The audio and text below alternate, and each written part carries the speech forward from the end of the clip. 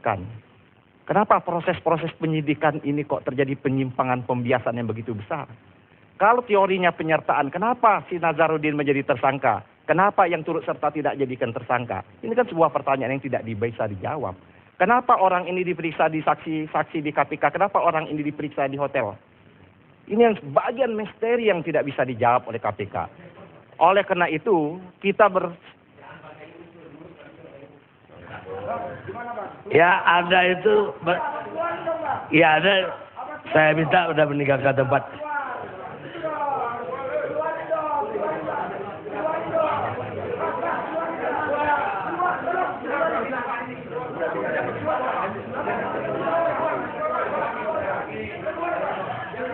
Ada janji, sekali lagi ada keluar. Oke.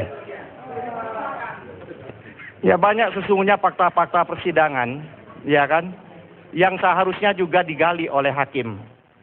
Kalau kita memang bisa nggak kita bikin satu perundang-undangan untuk mengontrol lebih ketat lagi jalannya peradilan? Bisa bang. Saya kira ini tugas kita bang. Oleh hukum acara pidananya perlu diperbaiki. Nah, KUHAP ini janji pemerintah juga bang.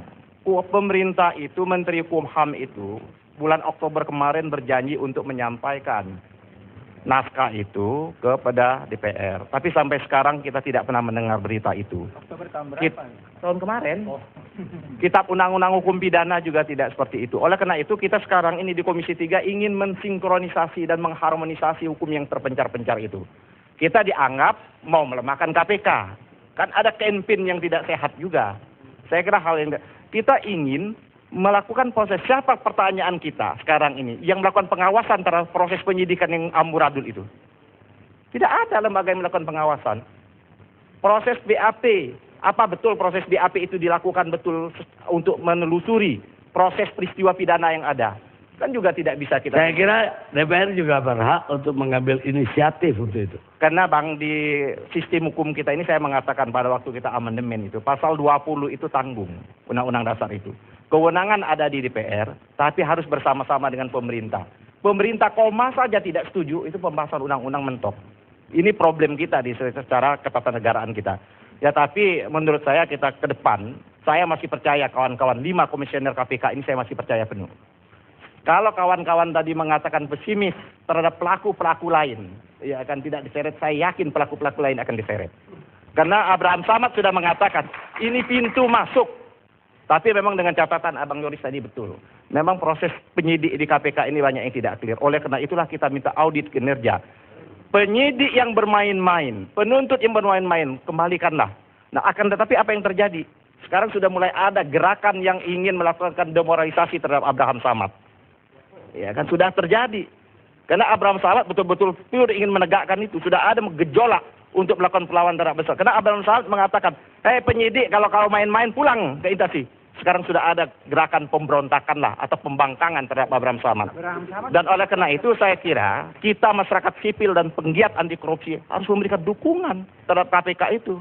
Kalau kita serius ingin membongkar korupsi Wisma Atlet ini. Menurut saya tidak hanya suap menyuap. KPK sudah mengatakan pintu masuk akan membongkar kasus-kasus yang lainnya. Kasus Hambalang, masih banyak kasus-kasus ini. Akan tetapi kalau KPK gagal membongkar ini, maka KPK akan mengikuti jejak kepolisian dan kejaksaan, tidak akan mendapat kepercayaan lagi di masyarakat. Baik. Saya ke pengacaranya Rosa. Mantan. Apa yang terjadi dengan Anda sampai Anda akhirnya diberhentiin oleh Rosa? Ini kalau diberhentiin ini ya dicabut kuasa lah halusnya. Ya memang kita agak-agak susah untuk menilai itu Bang Karni. Karena satu hal ketika hari Kamis itu saya menemui Rosa. Dan Rosa pun berkali-kali mengatakan bahwa saya sangat ingin Pak Rifai selalu mendampingi saya sebagai pengacara. Karena kasus saya banyak. Itu disampaikan sendiri oleh Rosa. Dan penyampaian ini pun tidak disampaikan hanya kepada saya. Tapi kepada 2 pengacara lainnya. Selalu mengatakan Pak Rifai, saya minta Pak Rifai menjadi pengacara saya. Nah saya juga tidak tahu. Memang waktu ke sana saya selalu memberikan motivasi kepada Rosa. Rosa, Anda adalah seorang yang diberi perlindungan saksi dan korban.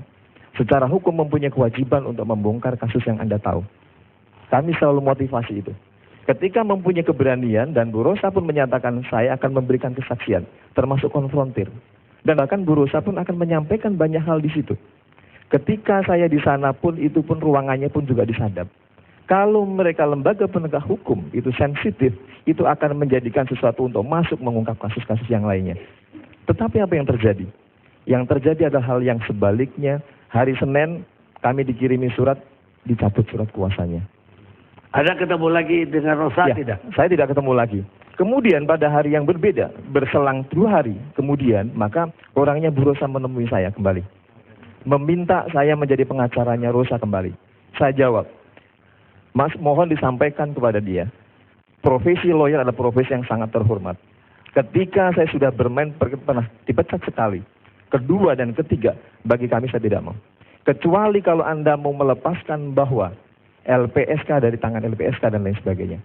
Karena satu hal bahwa ketika saya dicabut surat kuasa yang kedua sangat jelas di situ tertulis.